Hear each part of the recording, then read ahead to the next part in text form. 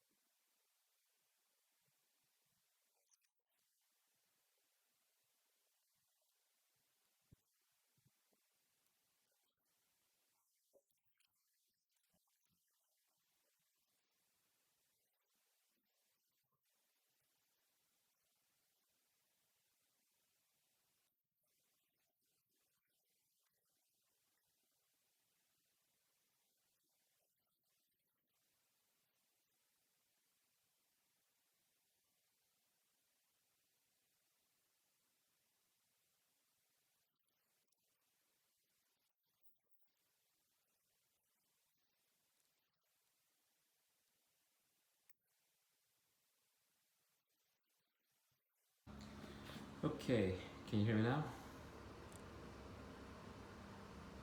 Yeah, I had a custom mic on and it keeps breaking. It's very fidgety. So then I switched to the AirPods, which don't sound great, but at least they're consistent. Hire a sound engineer. What do you think? This is a professional operation?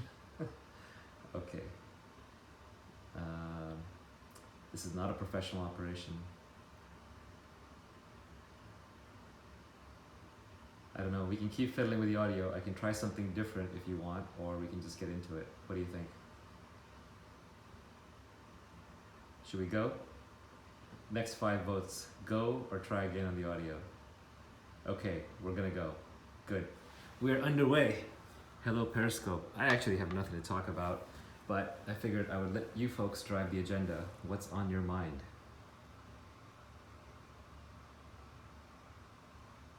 I'm actually not far away from the mic. I'm wearing AirPods, those little Apple wireless headphones that I like so much.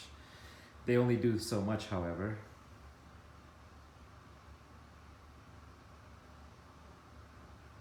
Some people say it's fine, some people say it's not. Okay. People are saying let's start. Okay, what do people want to discuss? What is on your mind? I don't come to these things with an agenda because I have no agenda. So I'm literally here for you. What can I help you with? Advice for making new friends. Be the kind of person that people want to be friends with. What written media do you pay for? Strategery. Ben Thompson's Strategery. Have I read the book The Four Agreements? Yes, I have. It was okay. It was a little fluffy for me, but I liked it. I've recommended that in The Fifth Agreement in the past. Who are the 3 people you most admire in Silicon Valley? I don't want to pick just 3. There's lots of great people in Silicon Valley. It's a magnet for creators and doers. Howard Schultz not getting a good reception for president. Yes, well, the time of elites is over. Donald Trump only won because he's essentially a populist slash nationalist, even though he is, of course, an elite by birth and profession and career and status. He is not one by representation. How to break the San Francisco startup ecosystem. That's a good one. You know, I think actually one of the biggest problems that kind of humanity faces today, or I shouldn't say problem, but I would say missed opportunities, is that the entire tech industry in the Western world is inordinately concentrated in San Francisco. And that's a tragedy because really technology is a set of things that doesn't quite work yet. And it's the frontier that as we invent new technology, we move the human race forward, we move productivity forward, we tame nature, we are capable of doing things we weren't capable of doing before. So it's kind of sad that there's just one geographic region in the Western world, which is responsible for most of the innovation and output in technology. And that has to change. And so, how do we change that? And I think the internet is going to change it. It's going to do it sort of naturally, but it's happening very slowly. The video tools, video conferencing tools are going to get better and better. Slack, things like Slack and chat has a big impact. We're going to see kind of a new generation of video conferencing tools coming up that I think are designed specifically for remote teams. I think we're also going to see a lot more remote matching, remote working tools. We're going to see websites that sort of do remote gig economy contracts. I think crypto will have a part to play here. In fact, crypto ICOs, even though they were full of scams and fraud and lots of junk, they were at least pointing to a way to do fundraising outside of Silicon Valley. So overall, I think that the next 20 years, breaking tech free from Silicon Valley is going to be a big deal. And I actually hope that I have some part to play in that. I think AngelList helped a little bit, especially with the talent jobs board side, and I think even with the fundraising side. But over time, I'd like to do more in that domain. I think the tech innovation and startups should be possible anywhere in the world. Of course, they'll always be easiest in Silicon Valley, but I don't think they should be restricted to Silicon Valley. Because Silicon Valley, the golden goose is there, and so the local politicians and people, also just take it for granted. And frankly, long-term capital and innovation goes where it's most welcome.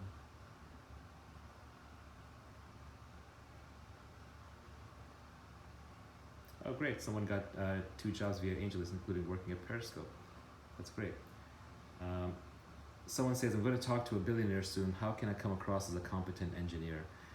If you the great thing about engineering is it's a software engineering. I assume is what you're talking about. It's a very accountable. It's a very accountable profession. You don't have to talk. You can show. You can just go create something. You can code something up and then just show them your work.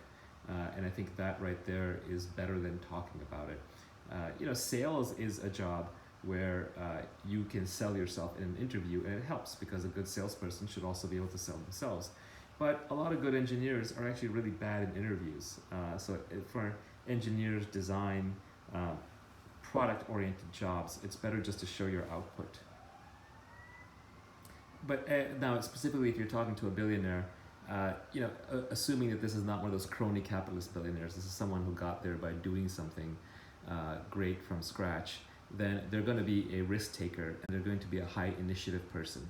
So what they're going to look for is what Keith Rabois, who's over at Coastal Ventures, calls barrels, not bullets. He's going to look for doers. He's going to look for people who are enthusiastic, people who lean in, people who basically say that they will or will take things from scratch with founder mentality and get them done, as opposed to someone who will wait for orders. I get like a large number of unsolicited emails from people basically saying, "Hey, I really want to work with you. It's kind of my life's dream." Unfortunately, that's not enough. First of all, I'm retired, semi-retired. I don't really work with other people that much. But even if I were going to work with somebody, it wouldn't be because of their passion, unfortunately, because passion is in high supply. What's in short supply is passion and capability. So you have to be able to demonstrate your capabilities somehow. I want to see what have you done. What have you done on your own without being paid for it, without being pushed into it? What have you done for the sheer joy of it? What have you done for the passion of it? What have you created? And that's the only way that I have to sift through the noise, because otherwise there's too much noise. And for this billionaire person, it's probably going to be even a lot worse.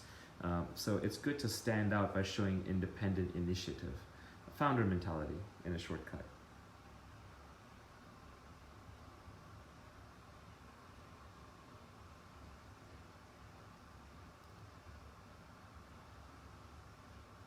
What have I done?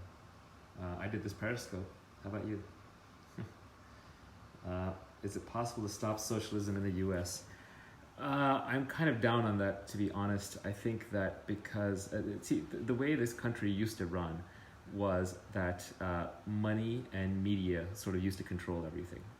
Because there was a finite amount of media in shelf space, and you had to buy access in media, or you had to get in good with journalists who, frankly, like high status people.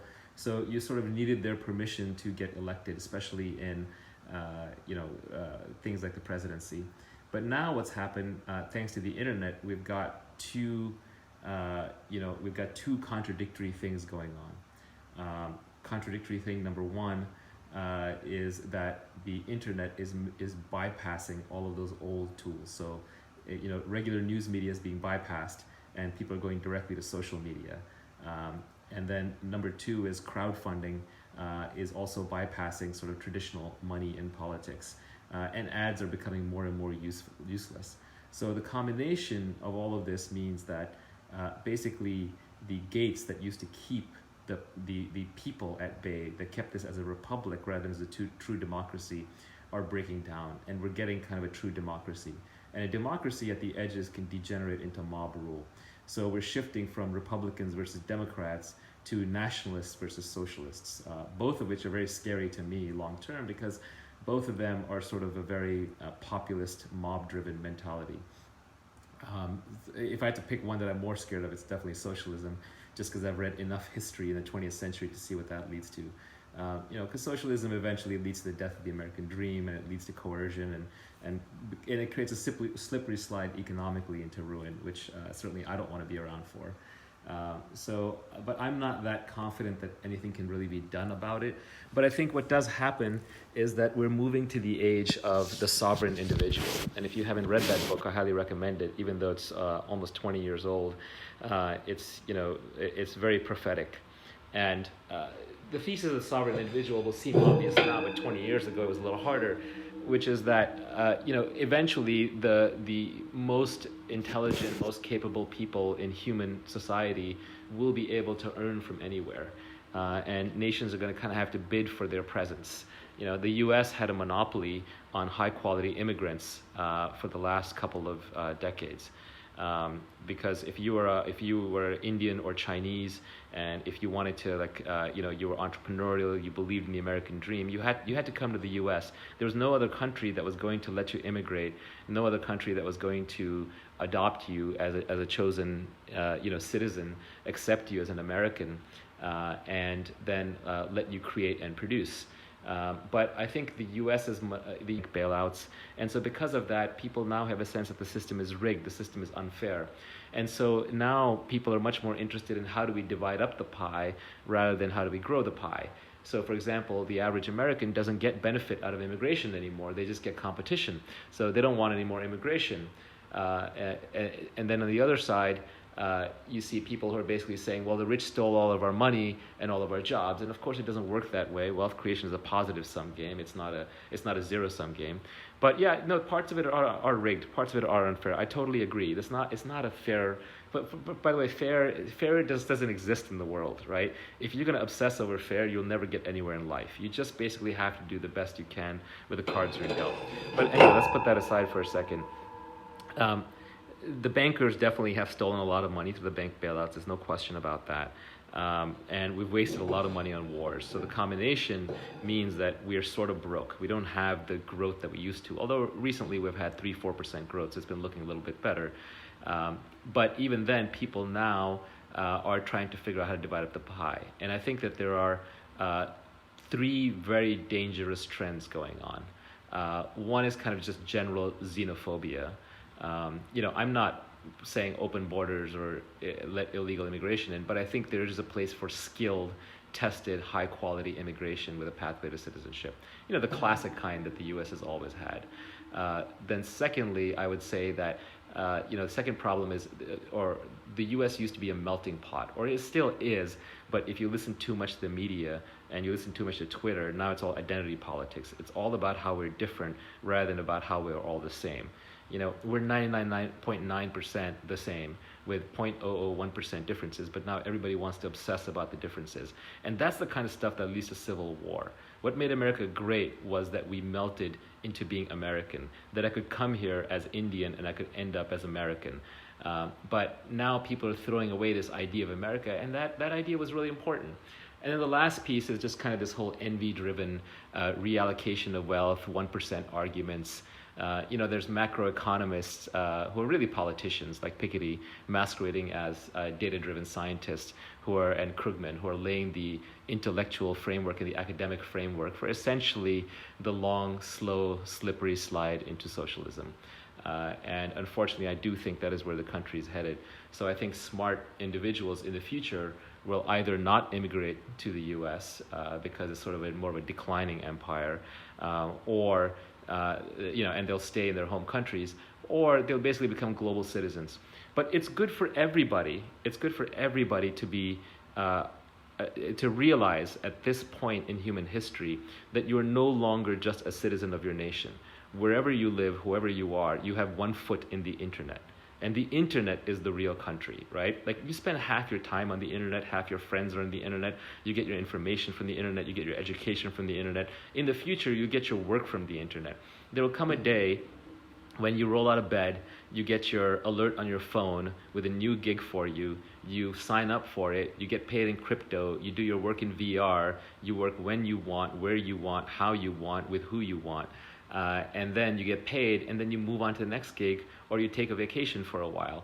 And a citizen like that, a person like that, is essentially a digitally free person. Now, they're physically not free because they still have to live in a real country, and they have to have a family and a tribe and people that they love and that they associate with, and even a culture. But I think that digitally we're going to become a lot more free. Another example. Someone's saying, isn't that true? Isn't that bullshit about the gig economy? Well, today the gig economy is kind of a low-end gig economy. It's like driving for Uber or delivering for Postmates. But I think we're going to see a much higher-end gig economy emerge. But for that, we still need better remote work and communication tools. But I will say there's a lot of that going on right now. It's not digital slavery. It's digital freedom. To the Joshua Bowman who's looking down on everything. No, man, it's digital freedom. It's tools. Look, the internet is a tool. Tools are there for you to use or not to use. They're voluntary. Slavery is when there's a collar around your neck and someone tells you what you can and can't do. But freedom is when you can choose whether or not to use the tools. Tools are leverage. We are living, we're tool-making creatures. We're tool-making monkeys. And we're living in an age of incredible tools. The smartphone that we're all communicating with is the greatest tool ever invented. The computer, programming that thing, that's so powerful. That's so much free leverage. You should all be using it. Even if you're not an engineer, you should know a little bit about code, and you should be good with computers, facile with computers, because it will give you a superpower edge in any profession that you end up in, because you'll just be better at using the greatest tool invented by humans.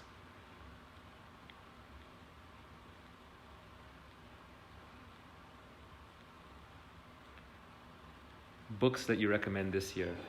This year just started, but in the last year, I actually spent a lot of it just reading philosophy, because last year was my yoga, meditation, chill out kind of year, where I was taking a break from the brutal work schedules that I used to run, and I just found myself naturally gravitating towards a philosophy phase. Some of the more interesting characters that are discovered for those of you who are into self-examination. Anthony DeMello, who wrote a great book called Awareness. Another one was Rupert Spira. He's got a bunch of videos up on YouTube. I reread my Jed McKenna, which I'd read a long time ago, but very provocative character. Someone just said, I just started Ficciones. What's your favorite story? Ficciones is a collection of short stories by Jorge Luis Borges, who I discovered in college decades ago, and who is still my favorite literary sci-fi author of all time. He's a very unique character. Borges is definitely worth reading if you like highly dense science fiction-ish stories with lots of literary allusions and poetry and all kinds of clever prose weaved in. My favorite story of his is probably The Library of Babel, which is a classic. If you haven't read that and you like sci-fi, I highly recommend it. It's one of my two favorite short stories of all time. The other one is Understand by Ted Chiang, who's also a genius. Someone just said, I'm 21, I come from a poor family, I have an insane work ethic. Tell me how to get rich, Naval. Okay, let's do it. That's what I did my famous tweet storm about. It's pinned on my profile. You should go read it. Of course, every one of those tweets can be extrapolated into an hour's worth of conversation. But that's a good starting point. You kind of want to absorb all the different pieces, and whatever you don't understand, I can always extrapolate on much more. But I would say, the first thing that this person asked about how do I get rich, they said, I'm 21 and I have an insane work ethic. It's not really work ethic that matters. Unfortunately, there are people who bust their butts 80 hours a week, 120 hours a week, whatever the insane numbers are, and they don't get rich. So it's not really about hard work, right? You can work in a restaurant, 80 hours a week, and you're not going to get rich. So it's about knowing what to do and knowing who to do it with and when to do it. So it is much more about understanding than it is purely about hard work. Yes, hard work matters and you can't skimp on it, but it has to be directed in the right way. And if you don't know yet what you should be working on, then that is the most important thing to figure out. And you probably shouldn't be grinding at a lot of hard work until you figure out what you should be working on. I would say that the most important skill to getting rich is becoming a perpetual learner. Okay, you have to know how to learn anything you want to learn. There should be no book in the library that scares you, whether it's a math book or a physics book or an electrical engineering book or a sociology book or an economics book. You should be able to take any book down off the shelf and read it. And guess what? A number of them are going to be too difficult for you. That's okay. Read them anyway. Then go back and reread them and reread them. When you're reading a book and you're not understanding a lot of what it's saying, and there's a lot of confusion in your mind about it, that confusion is similar to the pain, the burn that you get in a gym when you're working out. But this time you're building mental muscles instead of building physical muscles. So just learn how to learn and read the hard books. And the problem with just giving advice saying just read is that there's so much junk out there, right? There's as many different kinds of authors as there are people. So there are lots and lots of people who are going to write lots of junk. So this is an unfortunate thing that I find. I do have people in my life that I consider to be very well read who aren't very smart. And the reason is because even though they're very well read, they sort of read the wrong things in the wrong order. It's not even that they read the wrong things, but they read them in the wrong order. Because if you start out reading a set of things that are false, or let's just say they're not even false, they're just weakly true at best, then they form the axioms or the foundation for your worldview. And then when new things come in, you judge whether they're accurate or not based on that foundation that you've already built. So that foundation is critical. So when it comes to reading, I would make sure that your foundation is very, very high quality. And the best way to have a high quality foundation is, unfortunately, you may not love this answer, but it's to stick to science and to stick to the basics. It's better to be really great at arithmetic and geometry than to be like deep into advanced mathematics. Your foundations are very important. It's good to, like microeconomics, I would read microeconomics all day long, micro 101. I would throw macroeconomics away because it's trash. People can't agree on it. So generally, there's only a few things you can read where people don't really disagree. Like very few people will disagree that 2 + 2 is 4, right? So that's serious knowledge. That's knowledge everybody should have. So mathematics is a place where you can rest your head. It's a solid foundation. Similarly, the hard sciences are a solid foundation. Microeconomics is a solid foundation. The moment you start wandering out of these solid foundations, you're in trouble because now you don't know what's true and what's false. So I would focus as much as I could on the solid foundations. Another way to do this is to read the originals, read the classics. If you want to learn evolution, read Charles Darwin. Don't even read Richard Dawkins, even though I think he's great. Read him later. First read Charles Darwin. You want to learn macroeconomics, first read Adam Smith. Read von Mises, read Hayek. Start with the original. Start with the philosophers of the economy. Even if you're into communist or socialist ideals, which I'm personally not, but even if you are, start by reading Karl Marx. Don't read the current interpretation of whatever someone is feeding you about how things should be done and run. So if you start with the originals, with the foundations, then you will have enough of a worldview and understanding that you won't fear any book. And then you can just learn.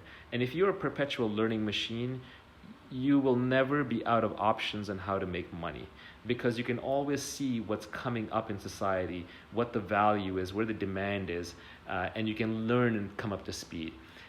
There's an old model of making money, which is that The old model making money is like you go to school, you study for 4 years, you get your degree, and then you work in that profession for 30 years. But things change too fast now. So now you have to come up to speed on a new profession within 9 months, and it's obsolete 4 years later. But within those 3 years that you're productive in that profession, you can get very wealthy. So it's much more important that you be able to become an expert in a brand new field within 9 to 12 months than it is that you study the right thing a long time ago. All you really care about having studied before are the foundations so that you're not scared of any book. So if you go into a library and there's a book that you cannot read and you cannot understand, then you have to dig down and say, what is the foundation required for me to learn this? And I better go brush up on those foundations. Foundations are super important.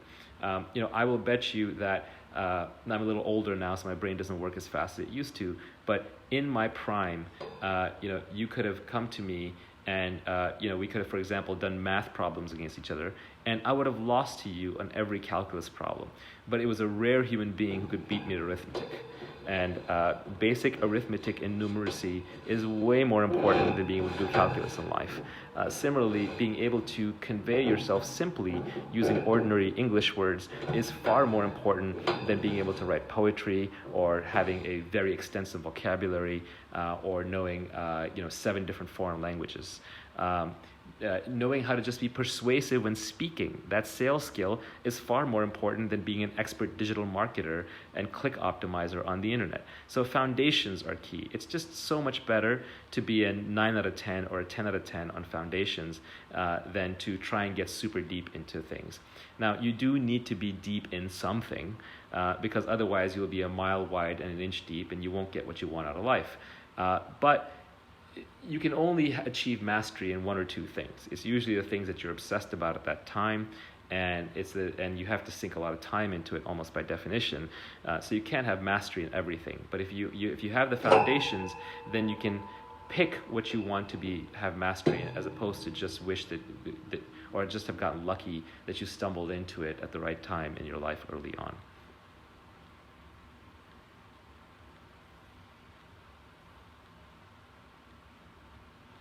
Question is, Naval, what is your meditation routine? So we're going to talk about meditation for a moment.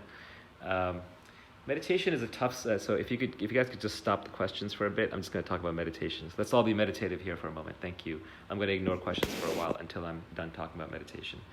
I'm literally going to stop looking at the screen while I talk about meditation, so you can stop typing for a little while. Okay, meditation. Meditation is a very complicated thing. It's every person you talk to who meditates will give you a different almost definition, different observation, different what it's good for, different how you do it. So what I'm telling you, and some people like Kapil, who's kind of my coach guy, hates it. Okay, he hates the whole concept of meditation. But I'm going to tell you my version. I'm going to tell you what I learned that worked for me. First, I'm going to back up a little bit, but there's a meditation master here. We're actually all meditation masters, so my meditation is no better than yours. I'm just telling you mine. So let's think about how your mind works. Okay, when you're walking down the street, your mind is usually associating. It's in free association. So it's basically saying, this woman just crossed the street with a dog. Oh, I used to have a dog just like that. Oh, when I had a dog like that, I lived in that apartment. Oh, that apartment, God, that guy overcharged me. Oh, I hated that guy. So your mind is always just free associating and connecting things around you and having sort of this uncontrollable stream of thoughts. That's like kind of like your default how your mind operates.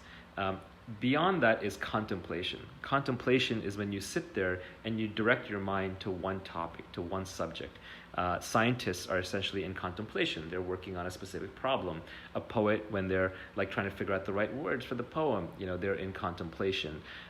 Sometimes an author can be in contemplation when they're plotting out the narrative for their book. Next, beyond that is concentration. Concentration is when your mind is focused on one thing. And this can be, you're surfing and you're riding a wave. You're driving a car at a high speed around a bend. It could be you're having sex with somebody. Your mind is focused on that act. So concentration is when your mind is single-pointed. Most meditation techniques are concentration methods. And there are many, many meditation techniques. If you ever want to run through a bunch of them, you can pick up a book called The Book of Secrets by Osho. And I know he's gotten a bad rap popularly recently, but he was a pretty smart guy. But there's a book called The Book of Secrets by Osho, and it's actually a translation. It's a translation of an old, I believe, Sanskrit book that has something like 120 different meditations in it. And you can try each one. You can just see which one works for you. The one that works best for me is the fourth state of mind. So concentration, what you're trying to do, either with a mantra or watching your breath, is you're trying to bring your mind to what is called a single pointed state. And then once it is focused on this one object that is concentrating on, your mind is supposed to disappear. It's supposed to basically drop the mantra or drop the breath watching on its own without effort, and your mind is supposed to stop. And then you have a chance to see what you're really like underneath this anxiety-filled barrage of thoughts that you're always having. So the last thing that you're trying to get to, the last stage after association, contemplation, and concentration is meditation. Meditation is the art of doing nothing. You cannot do meditation. By definition, if you're doing something, you're not in meditation.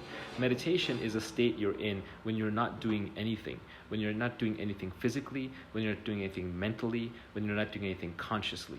You're just making no effort. You're literally being completely still, physically and mentally, inside and out. That is a state that you're trying to achieve. But there is an oxymoron, which is for true meditation, you're not even there. The thing that's trying to achieve the state of meditation cannot actually be there in full meditation.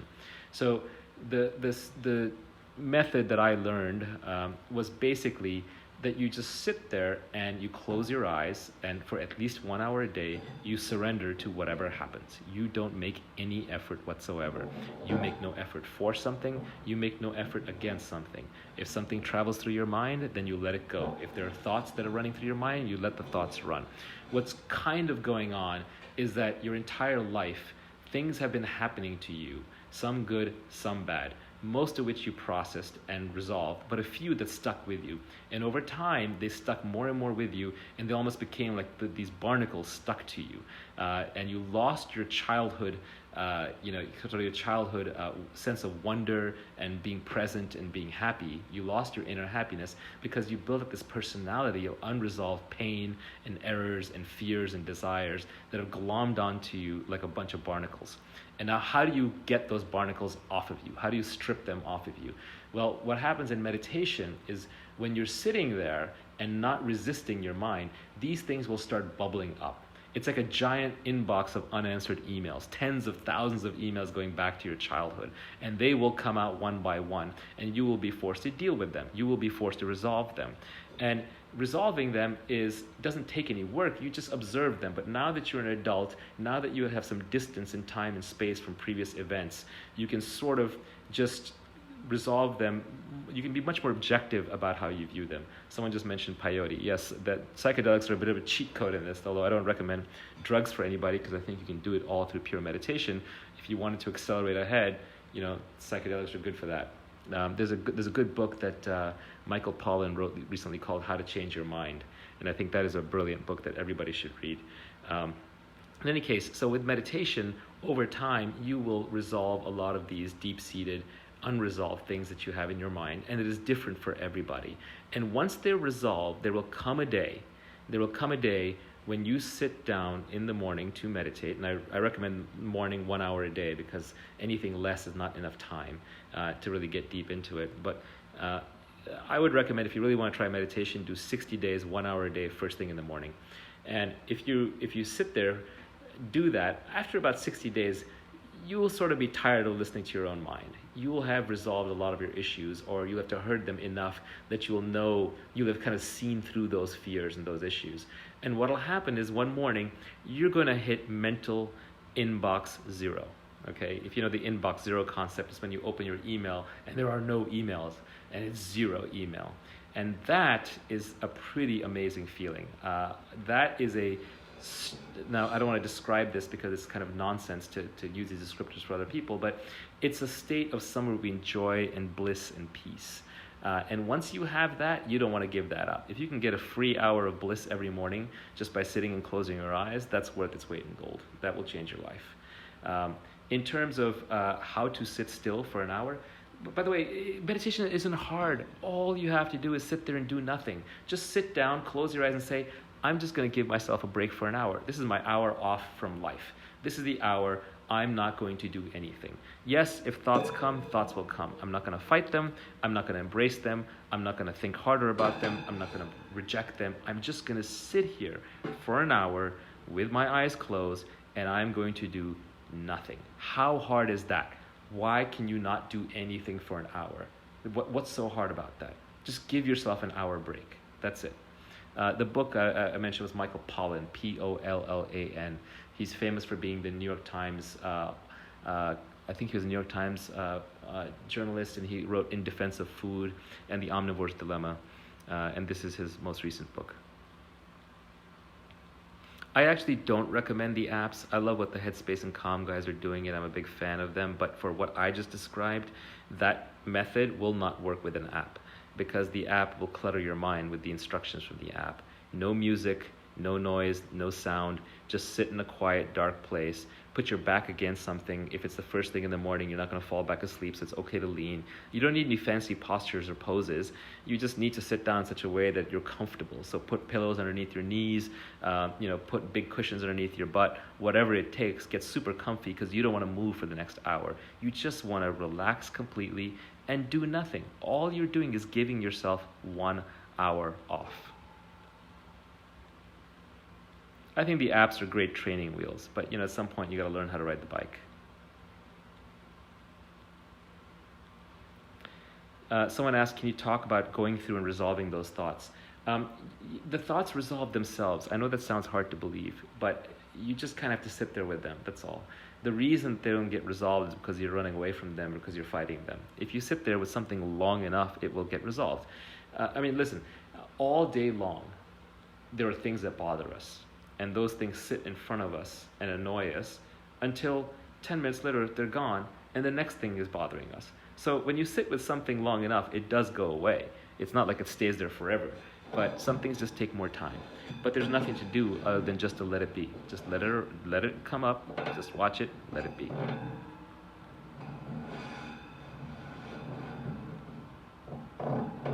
How do you know you've hit inbox zero? Oh, you'll know. It's not subtle. When you hit inbox zero, then meditation arrives. And when meditation arrives, it's just a whole different beast.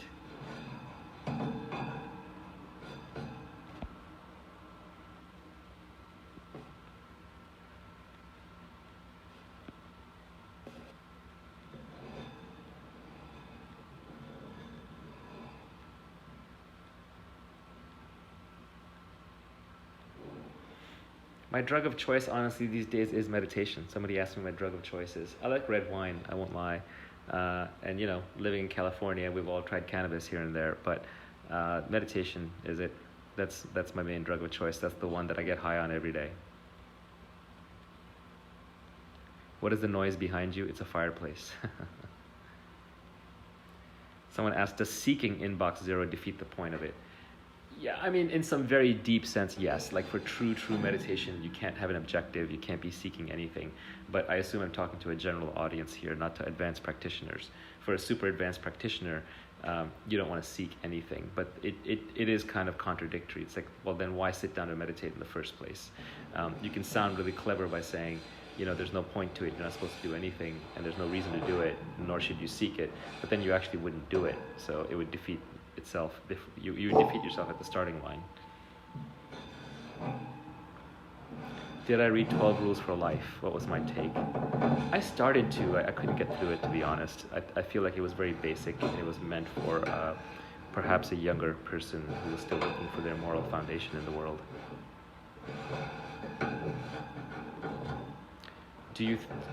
Do I think you should avoid salaried work? Let me switch gears for a second, if people could stop asking questions for a moment. And let's talk about different kinds of work, okay? Let's talk about how you make money in different kinds of work. And very few of us are lucky enough to start out with anything other than salaried work. We all start with salaried work. My first job was kind of in an illegal catering company in the back of a van delivering Indian food when I was 15. That was my first organized job. I had many jobs before that. I had paper routes. I washed dishes in the cafeterias. So I've done them all. I've done all those jobs, right? So I've done salaried jobs, and you have to start with shitty salaried jobs. You got to work your way up. What helped me work my way up was I just hated these jobs, so I wanted to do something better. I wanted to do something more intellectual. So I kind of earned my way up into better and better and bigger jobs. But it was only when I got to Silicon Valley that I got, educated on the kind of the value of owning a business and getting out of a salaried job, right? And so that is super important. Like everybody should aspire to that. So let me see if I can come up with a good example, right? Like let's talk about the real estate business for a moment. It's like a very real, tangible business, right? So the worst kind of job is, you're someone who's like repairing a house. You're like a construction worker, right? So maybe you get paid $10, $15, $20 an hour, and you have to go to people's houses, and you have to go there at a specific time. You have to show up at 8 a.m., and your boss demands that you're there, and you kind of just repair little pieces of the house, right? So here you have zero leverage because it's just whatever you're doing with your own hands. You have some accountability, but not really. Your accountability is to your boss. It's not to the ultimate client. It's not to the owner of the house, and you don't have any real specific knowledge. The things that you're doing are, bare labor that almost anybody can do. So you're just not going to get paid a lot. You're getting paid minimum wage plus a little bit for your skill and your time, and depending on where you are, and that's kind of it. The next level up might be the contractor, right? The general contractor who's working on the house for the owner. That person may be getting paid, let's call it $50,000 to do the whole thing, and then they're paying the laborer $15 an hour, and they're keeping the difference. Okay, so that's obviously a better place to be, but how do we measure that? How do we know that's better? Well, we know it's better because this person has some accountability, right? They have some accountability because they're responsible for the outcome, so they have to sweat it at night if things aren't working right. And then they also have some leverage, and they have not a great formal leverage, but they have people working for them, that's the labor, and they have a little bit more specific knowledge, and that knowledge is how to organize a team and make people show up on time and how to deal with city regulations and those kinds of things, right? Well, the next level up from that might be a developer, right? Now, a developer is someone who is going to actually go and buy a crappy house, and then they're going to hire a bunch of contractors, and they're going to build that house, and they're probably going to take out a loan to buy the house. They probably don't even have the money themselves. They go to investors, they raise the money, then they buy the shell of a bad house, they tear down that house, they rebuild it, and then they sell it. Now, a good developer could make, instead of $50,000 like the general contractor, or $15 an hour like the laborer, the developer might be able to make $1 million or $500,000 in profit when they sell the house for more than they bought it for, including the expenses in the construction. But now notice what's required from the developer. Very high level of accountability, right? By the way, someone just asked me, Naval, already get taxed? Actually, no.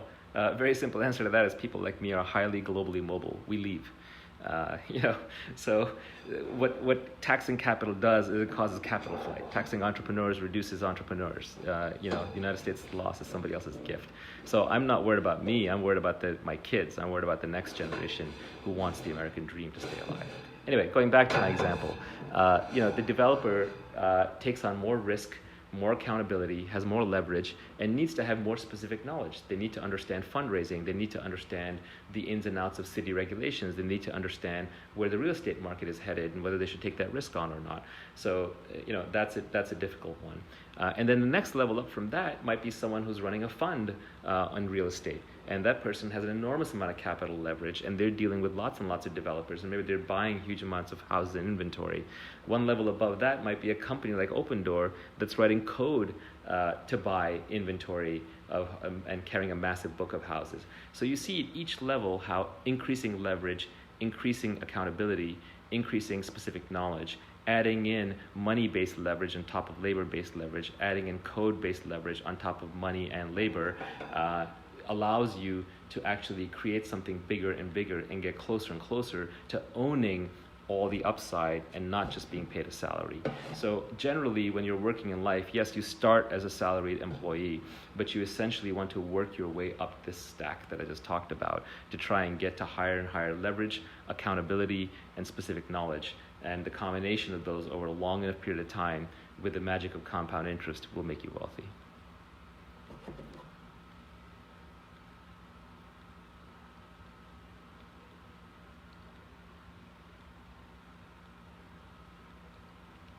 Can this podcast go on YouTube? The Periscope? Some people actually turn them into YouTube videos and put them on YouTube, so feel free to do that. I don't have the time or the inclination.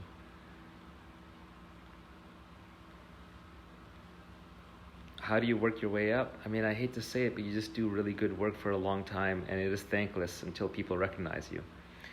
It's the nature of these things that nobody recognizes you for a long time, and then everybody recognizes you all at once. Like all the opportunities hit you at once.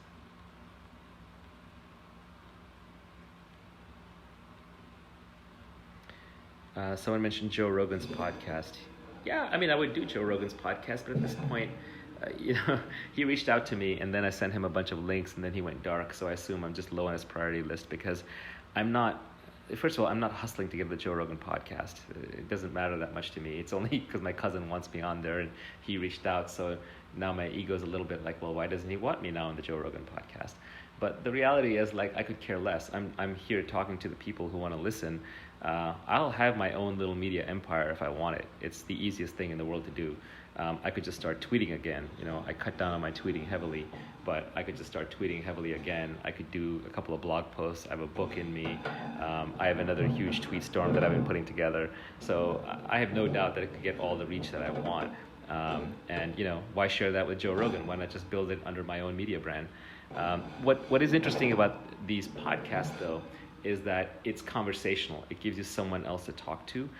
It would be nice to have someone else intelligent and wide-ranging to talk to, so there's obviously value in that. I think one problem with me going on the Rogan podcast is that when someone like a Joe Rogan advertises his podcast, it's for like a specific thing. Like someone like Elon Musk, but someone else will say, oh, this is a professor of psychology who's studying blah, blah, blah. This is a person who's really into nutrition. This is like an MMA champion, right? So people have these very precise, very specific brands. And I don't have a precise, specific brand. I don't want a precise, specific brand. I'm a human like the rest of you. I want to be able to think about anything and talk about anything. And thinker is a shitty brand because everyone's a thinker. So it's just like another guy with opinions. So I can understand why Joe Rogan doesn't care about me on the podcast, because he doesn't even know what to talk about with me. I don't even know what to talk about with me. My thoughts on why California is able to charge such a high tax rate. Well, interesting thing to note about California is California has a monopoly on all of the warm and dry coastline in the United States, which is the largest, richest country in the world. So that right there gives it enormous built-in natural resources.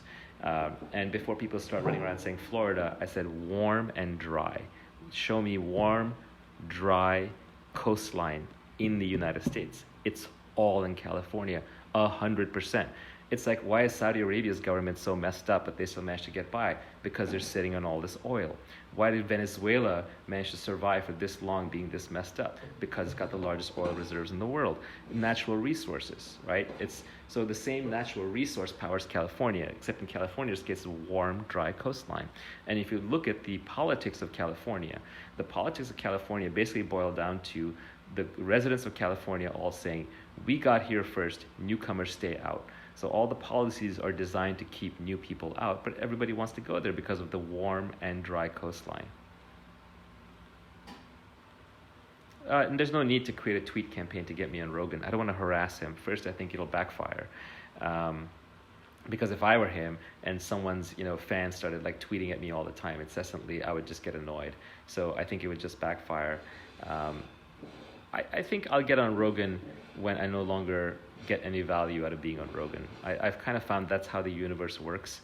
So the day that I am truly indifferent about being on Rogan, and I'm like, it's like a 50-50, that's when he'll call. I'm pretty sure of that. I've just seen that that's just how the universe works over and over, and I can't prove it, but it's just a hunch.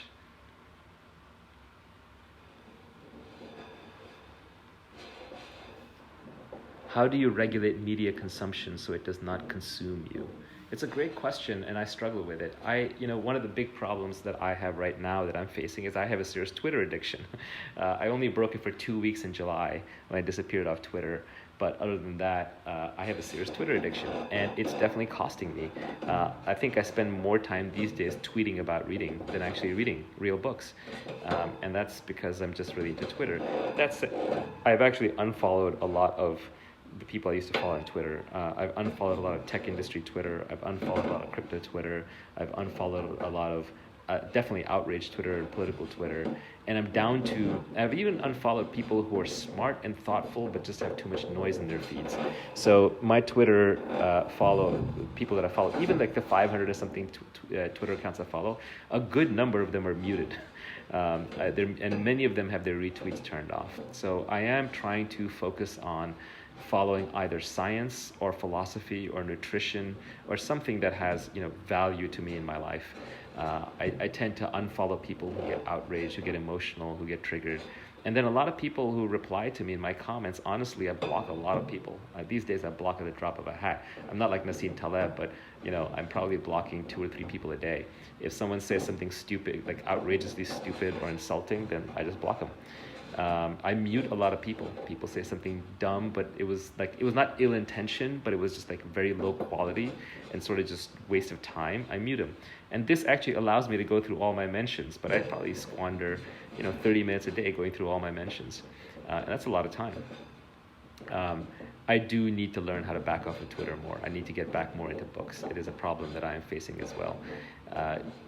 Humans are not designed to have the entire world's news thrown at them all the time.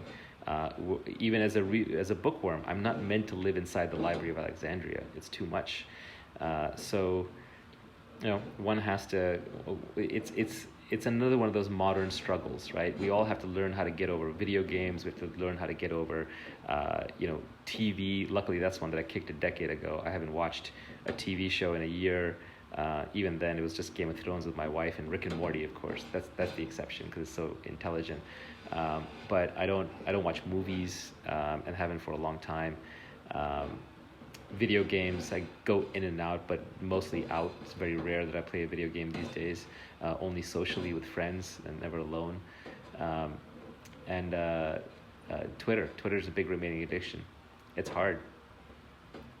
We live in a culture of massive abundance. Someone said, I would love to see a conversation between Kapil Gupta and Sadhguru. I've actually met both of them, and I don't think they would get along. They're very, very different people.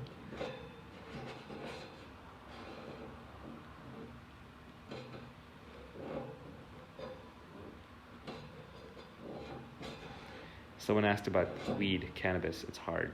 If you're addicted to cannabis, and you want to get off of it, and I would suggest getting off of it because I think like cannabis is probably the most harmless of the drugs out there, and it can help lessen anxiety, and there are some good medical benefits, but it's not a free lunch. There's no free lunches in life. With cannabis, I remember researching it a little bit a while back, and if you find any old paper on cannabis, old scientific paper, and we're talking 1950s, 60s, 70s, 80s, they're all incredibly negative.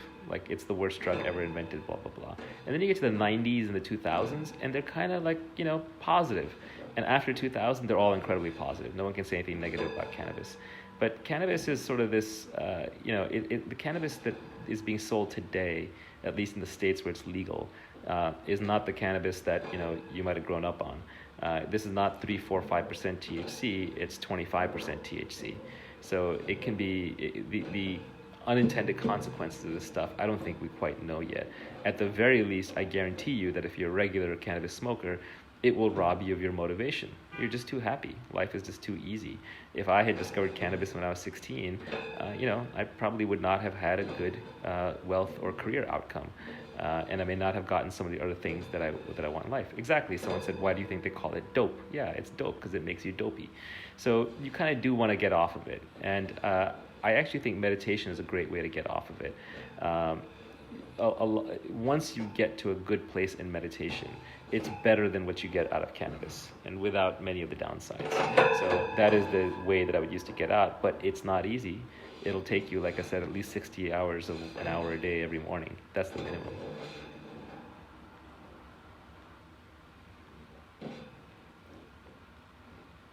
What is the purpose of life, Naval? Everyone has to have their own answer to this question. So my answer is not necessarily correct. It's just valid for me. It's not valid for you. So what's interesting is more to explore the question than to try and come up with an answer to the question. Kapil Gupta and I've talked quite a bit about this, and the conclusion that I've sort of come to for myself is, I'm not answering your question directly, I'm answering a little indirectly, is when I try to think about what I want to do these days with my life, and I'll be the first to admit that I have a luxury that the rest of you don't, or many of you don't, which is I have money. So I have a lot more options open to me. But I like to think that I would have still thought this way even if I didn't have money, which is, when I think about what I should do with my life, I kind of realize that none of it is going to matter in the end. In fact, one good mental construct, if everyone could stop with the questions for a sec, one good mental construct is that I think that everything I do in my life is going to be a failure. Everything I do is going to be a failure. And I'm being deliberately provocative because I'm trying to catch your attention to deeply think about this. The reason everything I do is going to be a failure is, one is on the material level, on the physical level, I'm going to die. And when I die, I won't care. I've been under general anesthesia. There was life before. What was life like before I was born? I just didn't care. In those situations, you don't care. So when you die, you don't care about anything anymore. So in that sense, everything you've accomplished, you don't take anything with you. It's a failure. There's a second sense in which it's all guaranteed to fail, which is, even if you believe in ideas and memes and progeny and legacy, well, eventually the Earth will fade away. And after that, the solar system will fade away. And after that, the galaxy will fade away. And then the universe will end. So nothing is forever. Nothing is permanent. So everything goes to zero eventually. So there's that sense of failure. And there's a third way of realizing that everything you do is destined to fail, which is just look at your own experience. Every time you do anything and you succeed, you're really happy about it. And then a year later, you're back to where you started. Sometimes even a day later, but best case a year later, you're mentally back to where you started. The same way, if you fail to do something or something goes poorly for you, you're miserable and unhappy, but within a few months or a year, you're back to your previous state mentally. So even when you succeed, you bank that success right away and you essentially fail. So everything I do in my life is guaranteed to fail. So now what should I do with my life? And the answer is only what I really want to do for its own sake. And that's the definition of art. So whether it's business, whether it's exercise, whether it's romance, whether it's friendship, whatever you're doing, I think the meaning of life is to do it for its own sake. It's to just do it because you love living it. There is no meaning beyond that. And ironically, when you do things for their own sake, that's when you create your best work. That's when it's art. That's when it's, that's when you create that's when you're gonna do your finest work. And so even if you're trying to make money, you'll actually be the most successful. The year in which I sort of generated the most wealth for myself, even though it hasn't paid out yet, I can tell just in terms of I accomplished the most, I created the most value on an economic basis, was actually also the year in which I worked the least hard.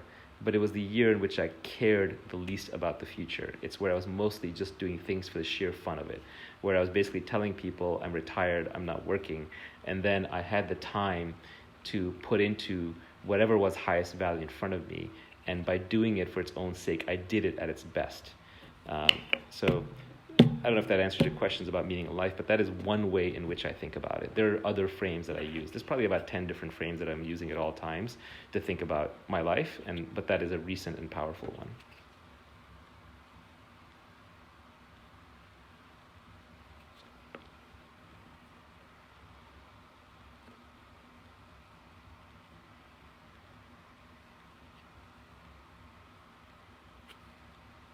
What's your best parenting advice? I am a recent parent. I don't read the parenting books, although there's one that I do recommend. It's called Summer. Anthony DeMello recommends it. It's kind of a mind blower. It's about what happens when you treat kids who are supposedly damaged as if they're adults. I'll give a couple of off-the-cuff thoughts about parenting. These are in the armchair academic section of what I'm going to say, because many of you have far more experience parenting than I do. But I'll make a few observations. One is, I think schools are not for the smart kids, right? Schools are for the average kids. Schools are all about averages. We live in an industrial education system where you're trying to you're moving at the pace of the average, and mobs just aren't very smart. Groups just aren't very smart. And it's fine. We need schools, we need daycare, we need to educate the average person. But if you want to raise a really smart child, school is no place for this to raise a smart child. What schools do, and this was a tweet somebody put out in my Twitter feed, and I did retweet it, I just forget who it was. They said, schools replace curiosity with compliance. 5 words. I love that because it's so short, just 5 words. Schools replace curiosity with compliance. And I think that is so right. When I think back to my own education, so much of it was sit down, shut up, raise your hand when you have to go to the bathroom. No, you must memorize this even though it doesn't make sense to you right now, etc. So I think with children, you just have to feed their curiosity. All the really smart kids that I know are essentially autodidacts. They're self-learners. And you cannot force a child to be a self-learner. All you can do is, feed their curiosity. So if they, for example, want to, if your kid wants to pick up the guitar, get him a guitar.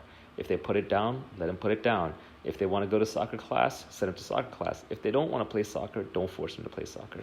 By the way, someone just said, I blocked them today on Twitter. Yeah, sorry. I mean, look, keep in mind, I'm looking at 500 mentions a day. So many of them are about raging, attacking, stupidity. Some of them are very serious.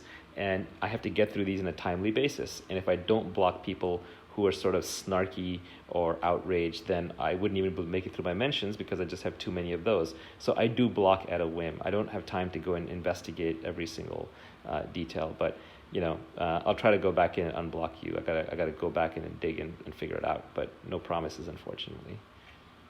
It's just the nature of Twitter. Twitter is not conducive to high quality, good conversation, right? And I get what it's good for. Twitter is great for discovery. It is a beautiful platform for discovering people and then having very short communication with them. But there's no nuance in Twitter.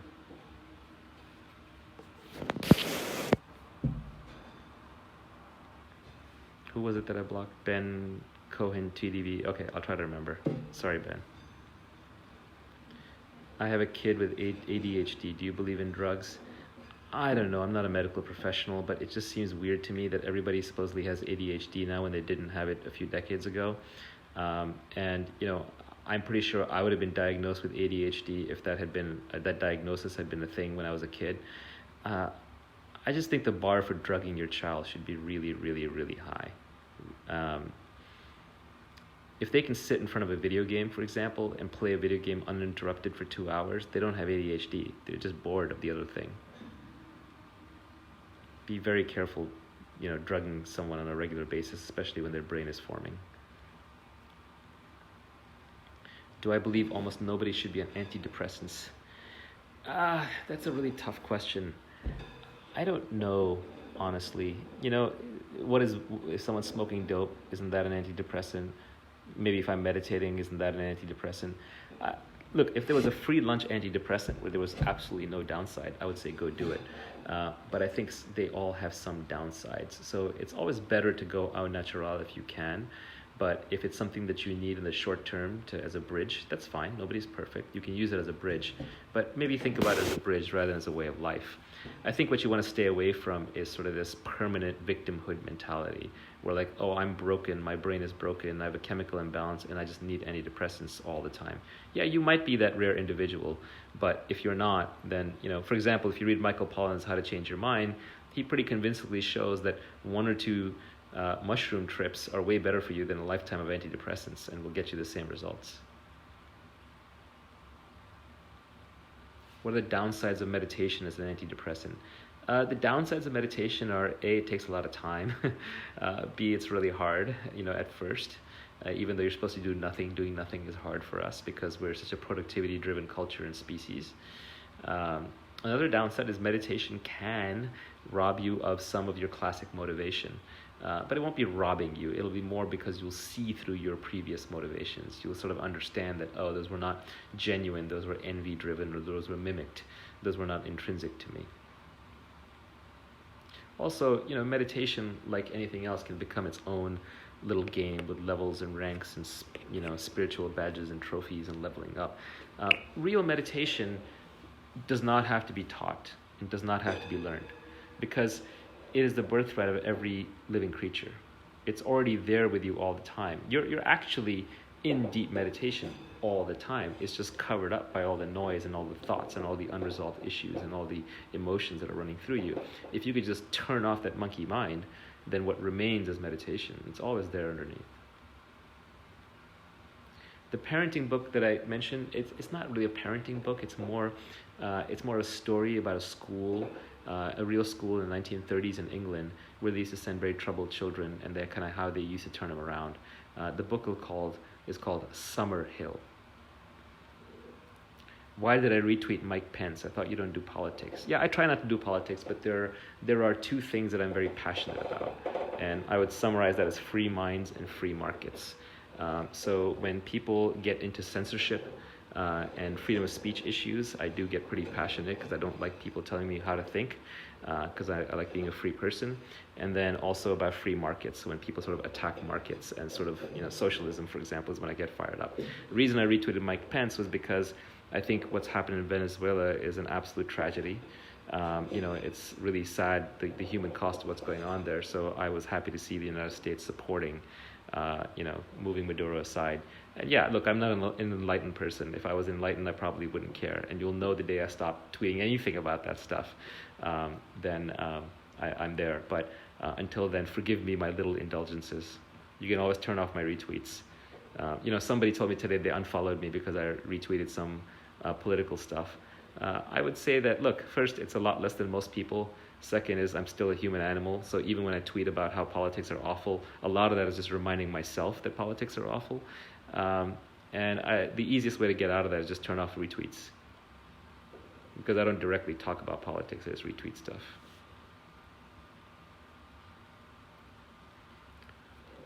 Did your motivation to earn money drop when you hit financial independence? Yes and no. It did, in the sense that the desperation was gone. But if anything, it's now more art. My art is I create businesses. I can create a new business within 3 months and raise the money and assemble a team and get it launched. And it's fun for me. It's really cool to see what can I put together. And it makes money as a side effect, because that's the game that I became good at. So it's just my motivation has shifted from being goal-oriented to being artistic. So ironically, I think I'm much better at it now.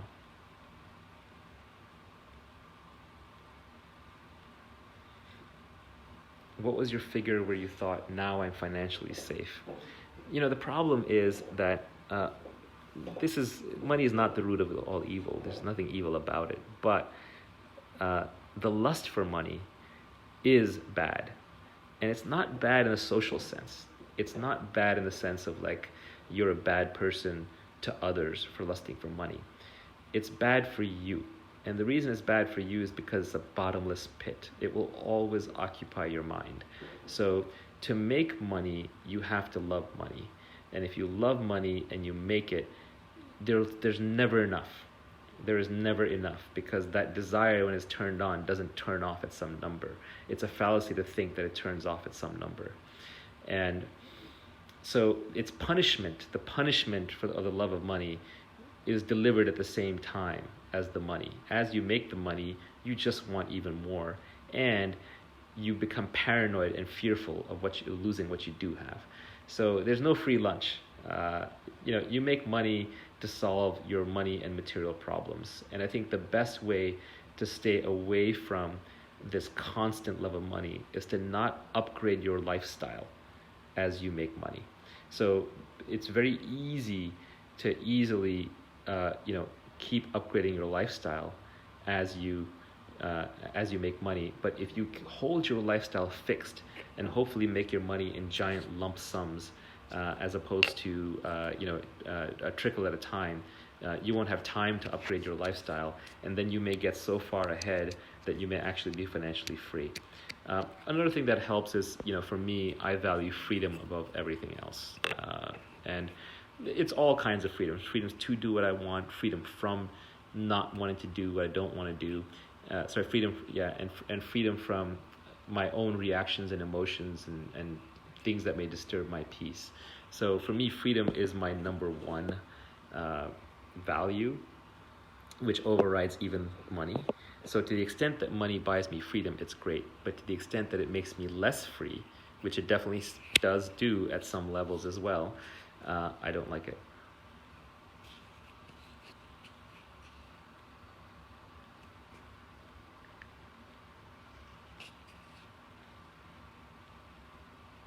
Is Jeff Bezos a superhuman primate?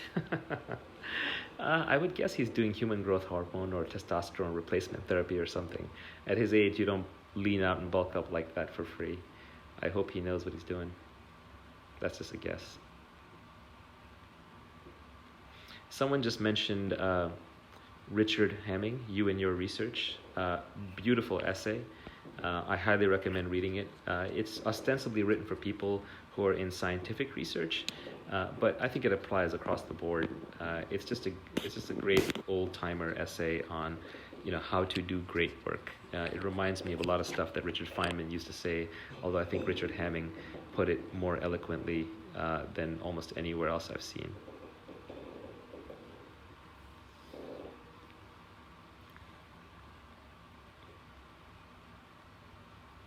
Does everyone need to learn how to code? I don't think you need to learn how to code and be good at it. I think that you just need to learn enough so that you're not scared of computers. So that you don't, and if you sit in front of a computer and open a terminal window or some program crashes, you're not like, wow, this is some mysterious black box object. I don't quite understand how it works.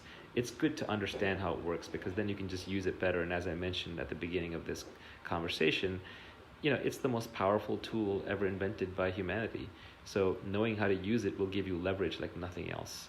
Even if you never need to use a computer in your job, let's say that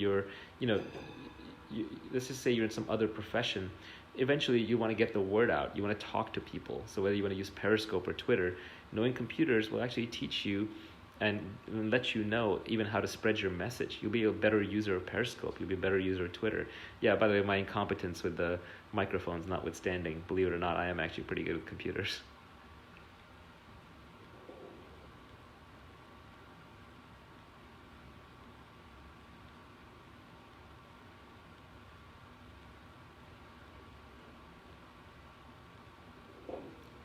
To what extent is Silicon Valley in bed with big government? Are you spying on all of us? I actually don't think Silicon Valley is in bed with big government. I think we have two different surveillance systems in this country, and we're about to add a third. The first surveillance system is the NSA, who in violation of, I believe it's the Fourth Amendment, is listening to everybody. So that's terrible. That's panopticon, headed towards a police state. It's just one tyrant away from a complete slide into a dictatorship, so it's awful. The second surveillance state that we live in is Facebook, Twitter, Google, Amazon, etc., and a zillion little tech startups. They're all gathering data on you also. This is less malicious in the sense that they're not going to burst down in your door at night with a death squad and execute you, as governments can do. But they still have way too much data on you, and they're bad at storing it. So I have no doubt that the NSA is getting access to most of their data. So that's the unfortunate part, because these guys are gathering huge amounts of data, and then maybe the NSA or maybe even the Chinese Secret Service or North Korean hackers or who knows, it just kind of creates these honeypots for people to attack. And then they also deliberately introduce bugs in our software, which makes it insecure, which makes us more vulnerable to hackers. There's all kinds of issues.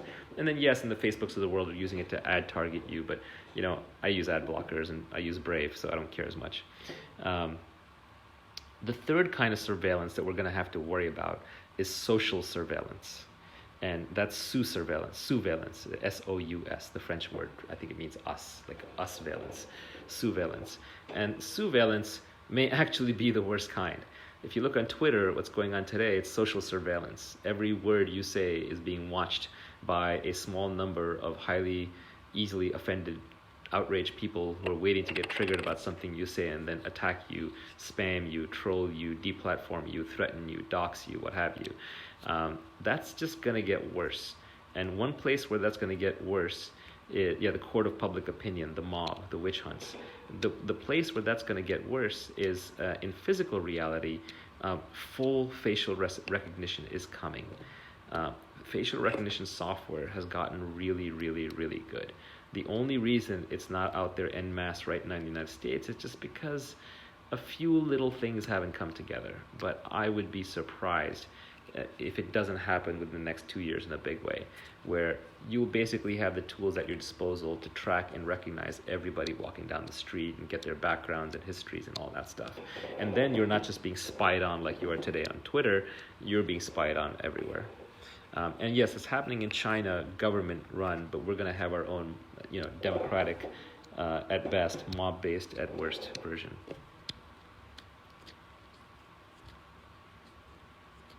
Someone asked about Howard Schultz. He doesn't have a chance. He's an elite candidate. We're only talking, nationalists versus socialists from here on out. No more elites.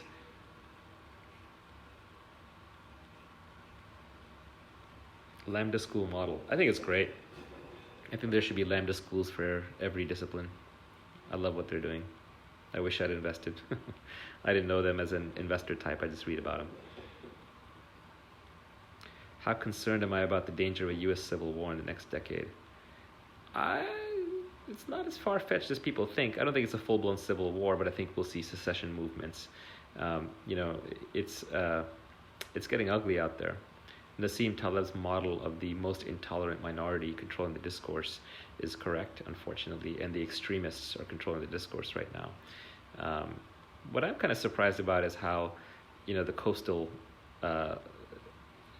elites and the left wing kind of want to pick a fight with the other half of the country that's armed to the teeth. If I was the unarmed half, I'd be a little quieter.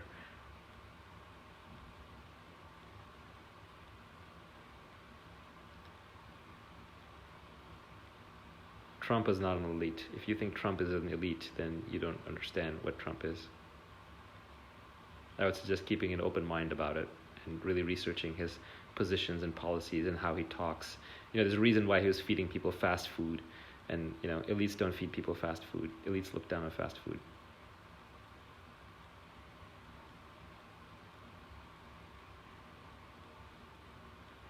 An elite, it's hard to define elite properly. I don't even think that's a good question, though. One should have a rigorous definition rather than throwing words around. But I would generally say it's white collar, college educated, relatively well off, kinds of people who read the New Yorker and the New York Times. They look down on blue collar people. They look down at anyone who doesn't have a college degree from like a high-end university. I think the easiest dividing line between elites and non-elites is degrees from known high-quality universities. If you had a magic wand, how would you go about depolarizing our current political climate? I would just reinforce the Bill of Rights, freedom of speech, freedom of association. I would crack down on identity politics. I would probably try and make certain changes that, sorry, I take that all back. I don't want to talk politics. This is awful. I hate politics. Don't get me pulled into politics. It's terrible. I could already feel my brain starting to work in 10 different directions when I started talking politics. None of them could.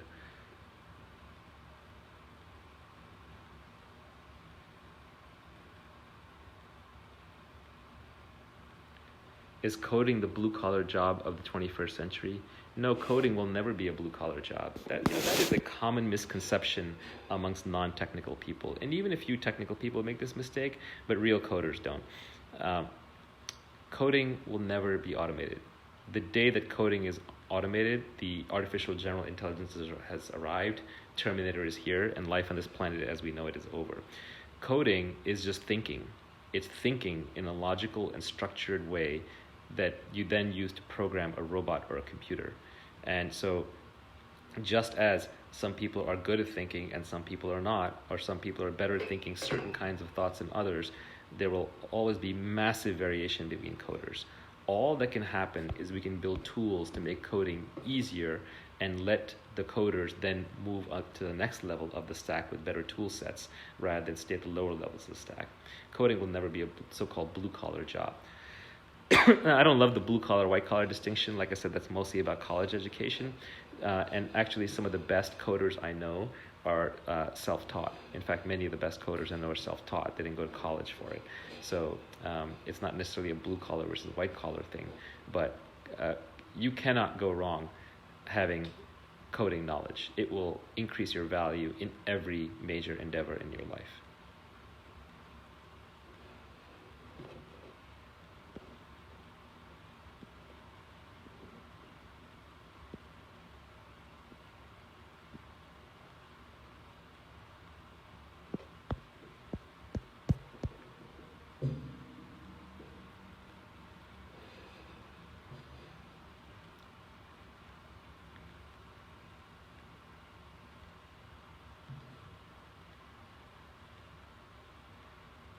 Where does comedy go from here? I think comedy is our best defense against people who are trying to control speech. Comedians are, first in the firing line and being shot.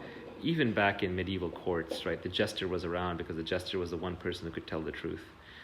Comedians are the ones who can say what everybody else is thinking but is too afraid to say. So if when they start shooting the comedians, they're serious.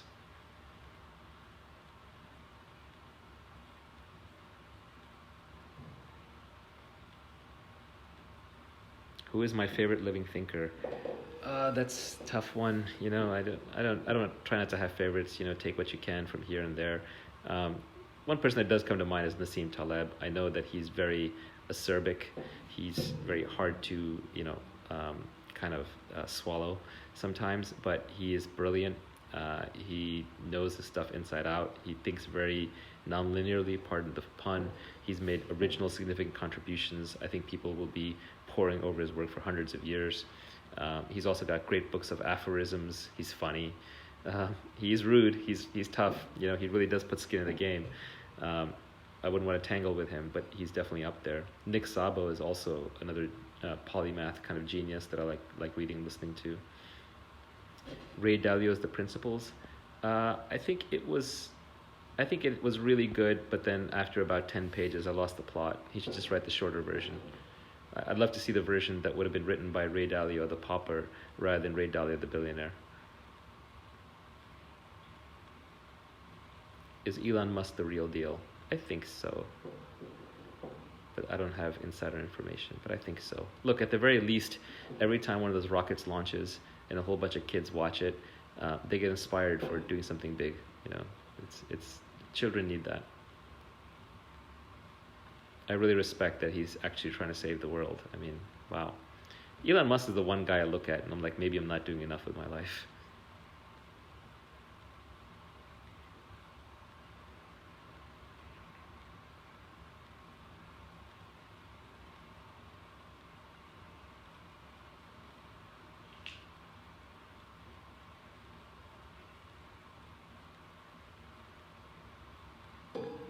Thoughts on universal basic income?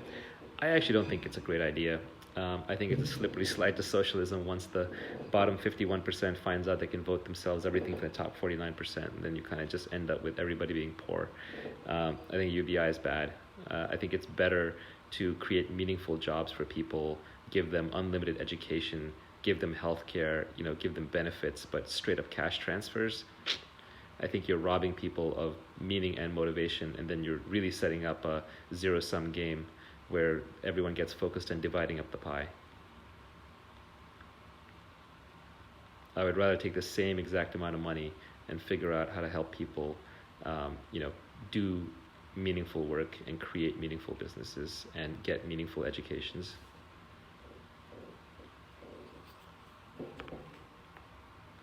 Will Amazon be dreamed a monopoly and broken up? It's interesting. Ben Thompson has written a lot about the new aggregators, which are essentially these modern demand-driven monopolies as opposed to supply-side monopolies. The old monopolies used to monopolize supply. So Rockefeller had all the oil, Carnegie had all the steel, and so they could charge high prices. But that's not how the new monopolies work. The new monopolies are aggregators. They actually get all the demand. So all the users go to Amazon, all the users go to Facebook, all the users go to Twitter. And then they squeeze the suppliers in the back end, and they deliver very low prices or zero prices to the consumers. So where's the harm? There's no high prices. The harm is in the supplier side. The harm is in there's less competition. The harm is in a single voice controlling all voices. So these modern monopolies are much, much harder to identify, let alone to regulate.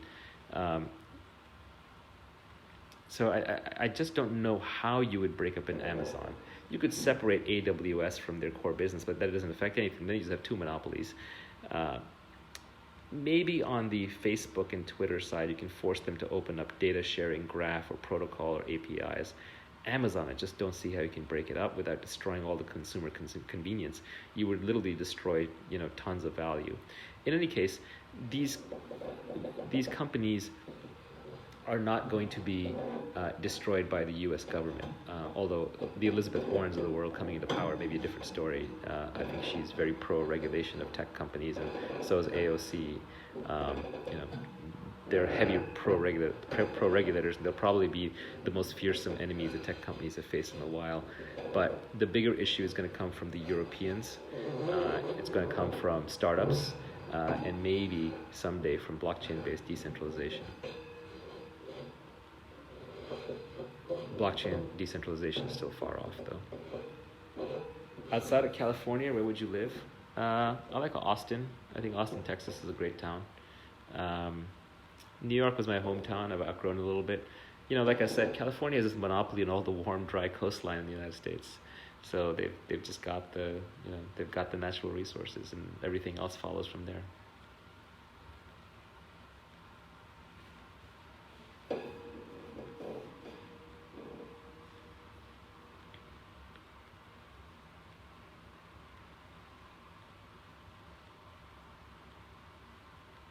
I've never been to Nashville, for the person who mentioned Nashville. I should check it out. Do I think India is a good place to start a tech company? Probably. I'm not on the ground in India, so I don't know what the local regulations are like, but the talent pool is definitely there. They're English speaking, so that's a huge bonus. You've got a large market, so that's another huge bonus. The problem is, of course, is the country's poor, the telecommunications infrastructure is not great, and the government, tends to be very controlling. But if the cards line up, India could be the next China, or even bigger. Again, because India is English speaking, and because it's a democracy, unlike China, it's not going to wall itself off from the rest of the world, both in language or in internet. So a properly run, managed, growing India modernizing would probably have a much bigger impact in the world than even China did, crazily enough. And it'll do great things for the environment, because the environment in India is terrible. And once Indians get rich and they start caring about their environment, then it'll be a different story. Have to sell everything you own and buy one asset and hold for 20 years. What is it you buy? Okay, this is not investment advice, but I would buy Bitcoin. If I could only hold one asset, that would be it.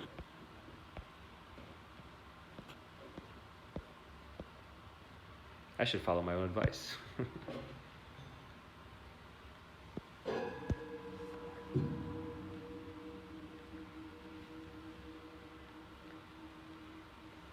How is your diet these days? I wish it was better.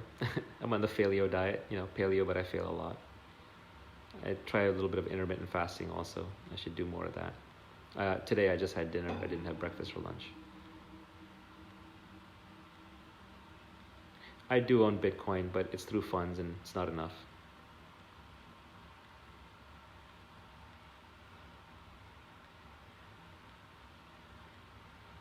The problem is I'm too high profile to hold my own Bitcoin.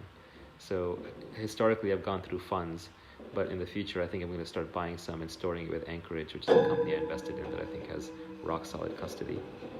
And they just launched. So also the prices are lower these days. Don't buy Bitcoin just because I said so, please. You'll probably lose all your money.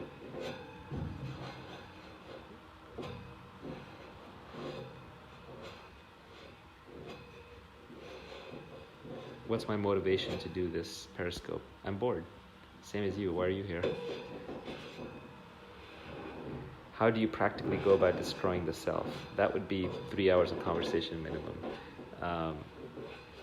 I'd go listen to Kapil Gupta or read what he's writing. He has one path towards it. It's his path, but it's very inspirational to see him on it. I think his path is via negativa, right? It's sort of removing everything, disenchantment with the world, realization, seeing, understanding that the world has nothing to offer. And that's his path to destroying the self. Ramana Maharishi, did it through Who Am I? There are people who have done it by, asking what is true. There are people who have done it because their life has just been so terrible that they've had no choice. But I think there are probably as many paths as there are people.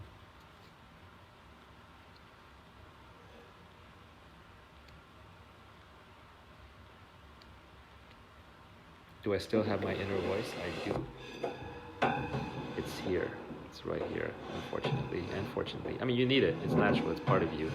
But it just shouldn't run the show.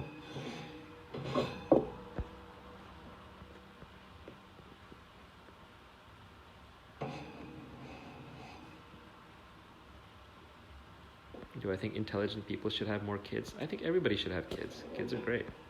Kids are you're here because an unbroken chain of your ancestors, from tadpoles all the way till now, replicate. Are you going to be the first one to miss that branch? I mean, don't do it. Your genes will hate you.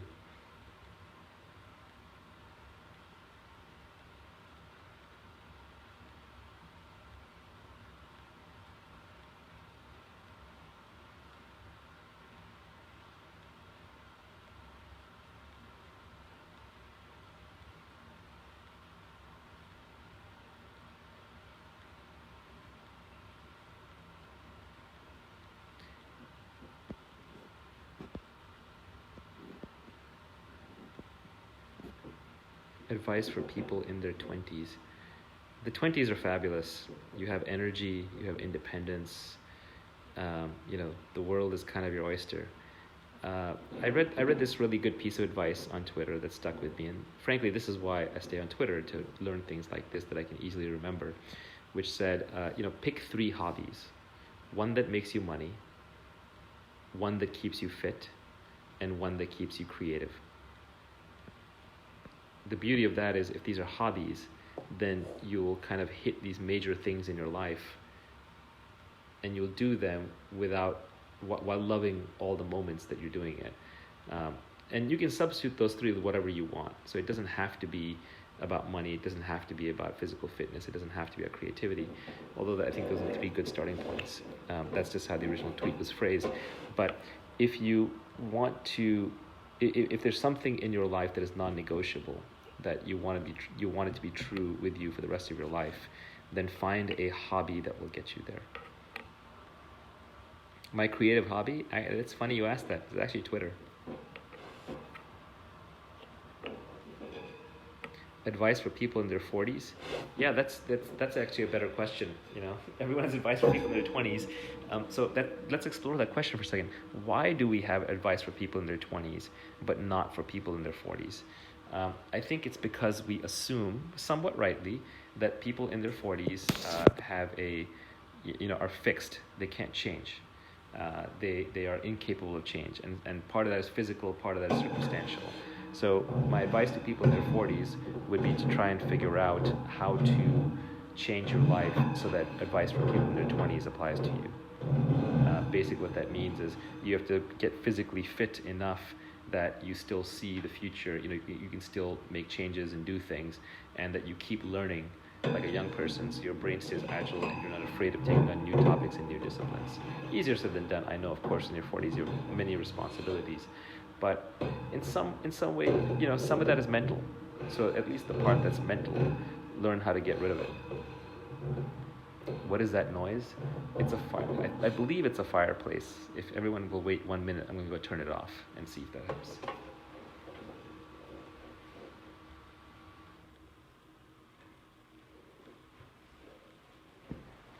All right, hopefully that's better.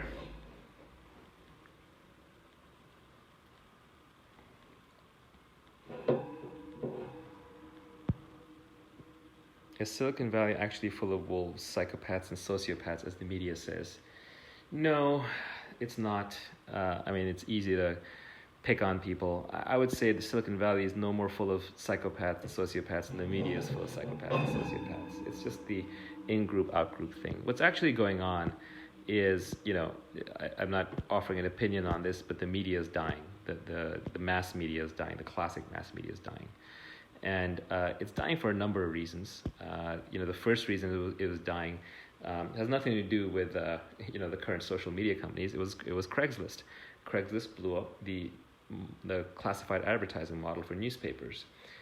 Then CNN blew up the nightly news, and once you had CNN, you didn't tune into NBC anymore, and now you needed 24-hour news networks, and 24-hour news networks need to generate content 24 hours at a time. So they switched to being these opinion networks and analysis networks. And at that point, they lost their credibility because they lost their objectivity. Not that media was ever fully objective, but at least it was made a pretense at objectivity. They tried to show both sides.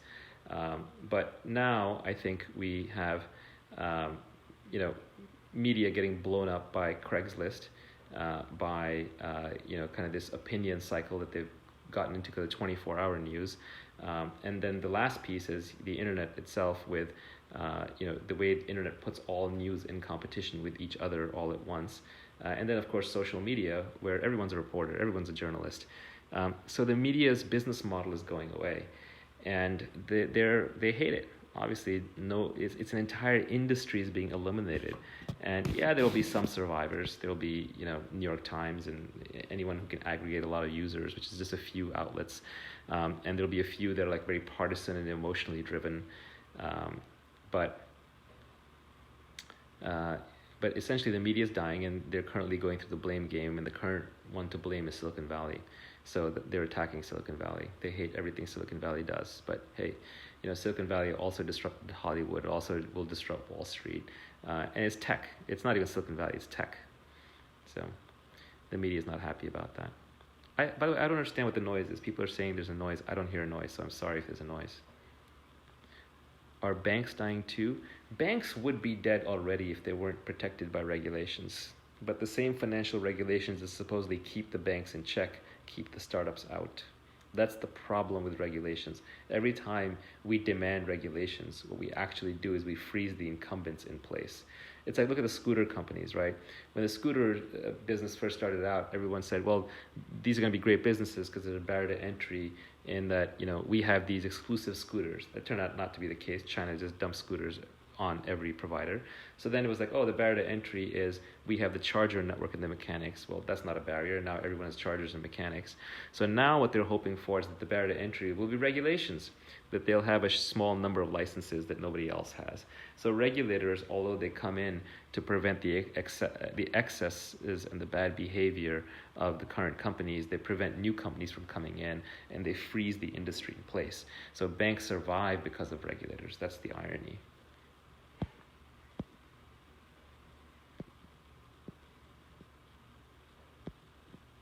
Oh, the noise is gone. So maybe it was the fireplace. That's weird.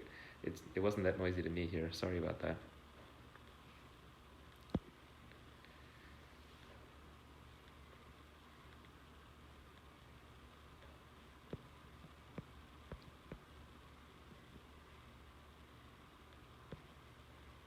Will I be doing this live regularly? It's I run out of material. I'm just gonna be repeating myself.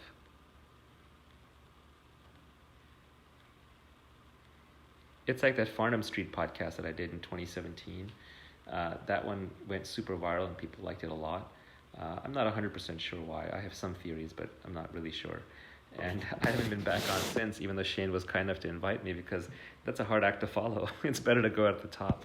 It's the Matrix Reloaded problem. They should have stopped the Matrix trilogy after the first movie, but because they had to make 2 more, it went from great to terrible.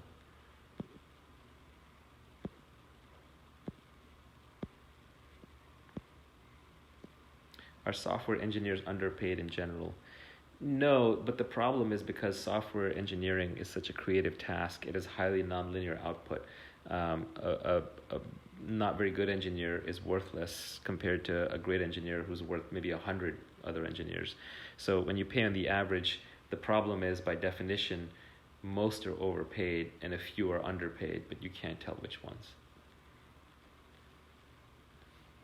But I think in general, like, the industry is catching up. I mean, today in Silicon Valley, if you're a fresh graduate even, and you're going to a Google or a Facebook in engineering, you're probably making, I would guess, this is a guess, but I would guess you're making about $300,000 to $500,000 per year once your total package with benefits and everything and equity is taken into account. Now, that may sound insanely high, but keep in mind Silicon Valley is also the most expensive place to live in North America.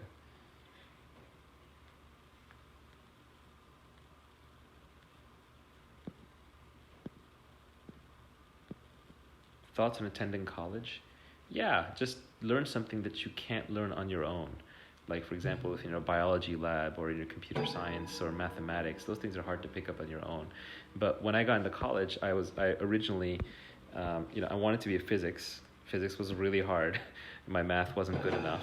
Then I switched to English and history, where I was doing great. I was getting straight 4.0s, and it was easy, and it was easy straight. But I realized, like, that is something I could have done on my own. There's no need to get an Ivy League education just for English and history. So I switched to computer science and economics, and at least the computer science part, I think I would have been harder to learn outside of college. Economics was, I could have learned on my own. I didn't need college for that. So I would say, if you're going to college, if you're spending the money, if you're spending the time, that's a very high opportunity cost. And so learn something that you would not be able to learn on your own, and that will be foundational in the rest of your life.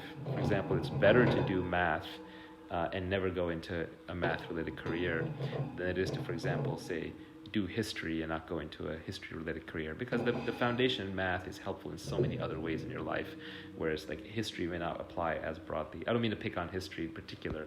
I just mean, like, when you get a mismatch between what you studied in school and what you end up doing in life, the consequences of that mismatch are much greater outside of the STEM fields. Am I on a construction site? No. I'm in a commercial kitchen. God, it must be the AirPods. I don't know what else it could be. It must be the AirPods. There's no chair. I'm sitting on the floor. I'm on a cushion on the floor. Okay, I'm gonna hop out. I guess the audio is so bad that it's not worth continuing.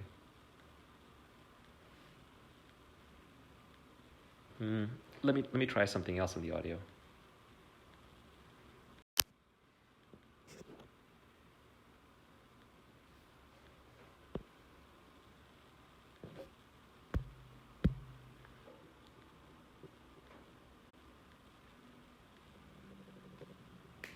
Give me the sound check now. How's the sound? Oh, so I guess the AirPods were the problem. That's weird. This is just the normal iPhone, nothing special. Well, okay. Anyway, we've been going for quite a while, so we're gonna hop off. I think we're done. People want to keep going? I'm getting tired too. We give 5 more minutes. Let's see if we can get one more rant going, and then we'll drop out. Okay, we'll go for 5 more minutes.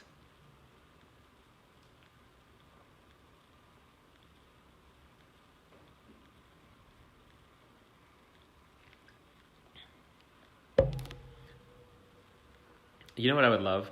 I would love an app where I could just pick one person who has a question, and then I could just press the button and bring them in via audio, and then we could just chat together. We could actually have a conversation. Because what I'd love to be able to do is, I think there are 2 topics that I can share that I think people want to know about, or most people want to know about.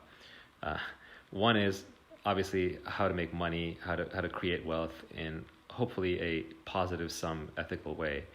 And the second is just how to learn how to be more happy and more peaceful and more content in life. And I I used to be poor and miserable, and now I'm pretty peaceful and I'm pretty well off.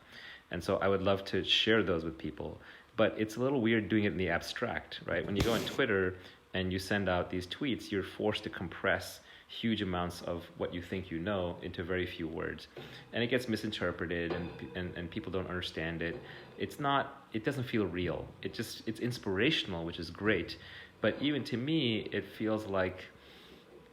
just feels like fortune cookie advice. So what I'd love to be able to do is to actually pick specific people and just talk to them about what their issues are. And that's all. No one needs to pay me. It's just for fun.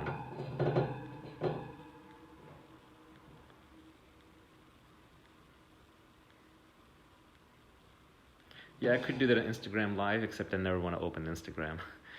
Just the idea of a community around photo sharing, that's not who I am. I like Twitter because ideas. I don't want to live in a world of photos.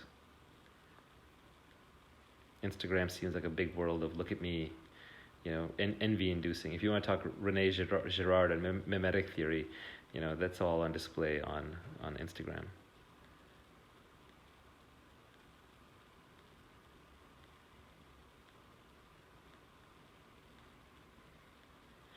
Do I have a view on someone spending $100 million on a boat?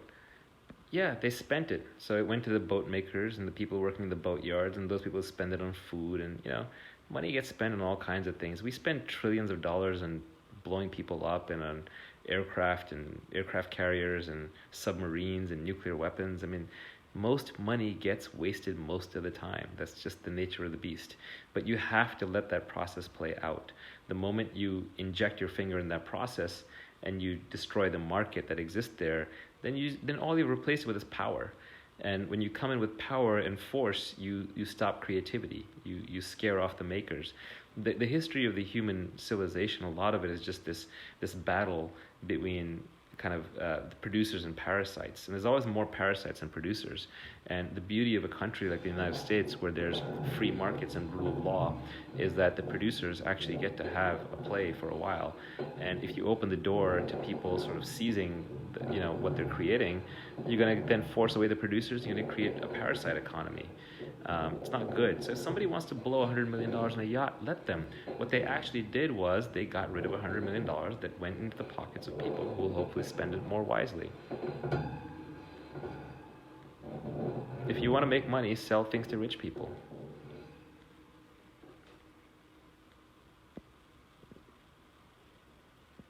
What do I spend money on? It's a good question. Not a lot. I mean, I don't really even own a big house. We lived in a very small place for a while, and now we're renting a larger place, but we don't, I don't believe in real estate. I fly business class. That's probably about it. I like traveling business class. That's my vice now. That way I can sleep on the plane. But everything else, electronics, I buy the latest Apple products all the time. That's about it. I don't own any jewelry. I don't buy my wife any jewelry. No art. Those are all stupid things. I mean, sure, if you love them, go for it. No, there's no yachts, there's no planes, none of that nonsense. We have a Tesla, so I guess we own one car. Even that, honestly, I could probably do without. Another little luxury is I take a lot of Ubers, Uber X's. Why don't I believe in real estate? I don't think it's a very good investment unless you are a pro at real estate, which I'm not. I'd rather stick to my knitting. And it ties you down. I think just the mobility constraint that it puts on you alone costs you far more than the real estate did. Also in San Francisco, it's just a bad deal.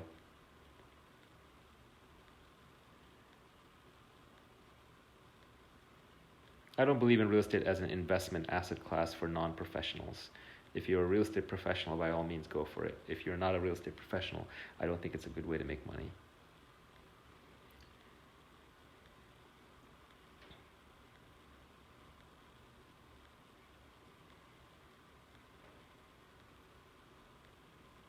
Thoughts on dating? Yeah, you should date.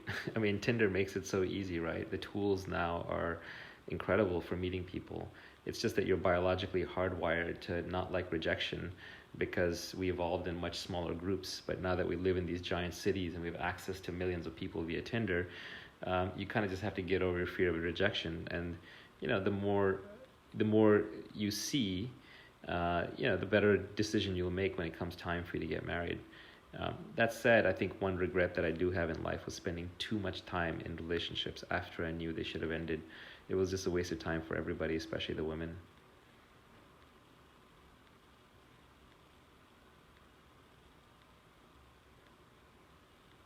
How do you tell your future kid that you met their mom on Tinder? I don't know. It's just get over yourself. Get over it. Technology is not good or evil. It's just a tool. It's like, you met her at a Starbucks. What's the difference? Do I have wife issues like we need to talk? There's an old saying that no man is a prophet in his own land. Prophet, no man is a prophet in his own land. That's unfortunately true. You guys want to hear me talk on Periscope. My wife is sick of me. She's great though. She puts up with me. I run very independently.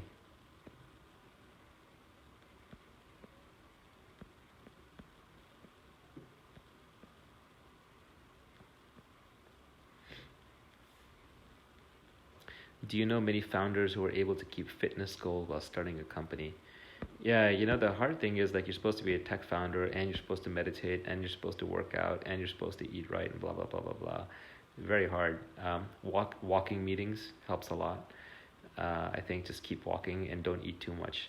Fitness isn't as much about exercise as it is, or at least weight loss is not as much about exercise or intense exercise as it is about just walking a lot and eating less. If you walk a lot and you don't eat too much, you'll be pretty fit. You'll be fit enough.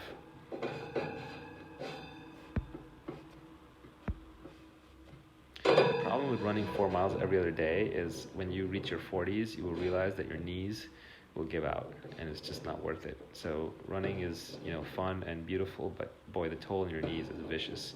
So if you're going to run, do it on trails or grass or, use Vibrams or just find a way it's not going to destroy your knees. Too many people I know who are runners have injuries, and these are not temporary injuries. These are lifelong, chronic sort of injuries.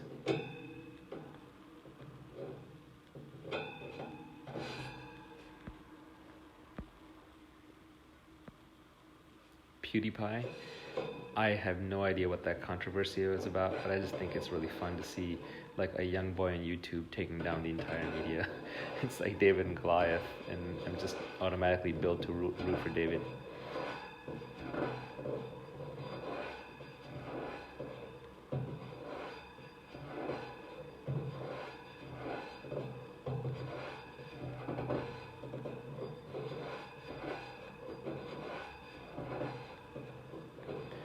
All right, I think we're running out here, so advice for sleeping. I've used this one before, but try meditating in bed. Either you fall asleep or you'll meditate. Either way, it's a win. But really the reason you're having trouble sleeping is because your mind is running. And your mind is running is because it's full of unresolved junk. And that's exactly what meditation does. It helps you sort out that unresolved junk.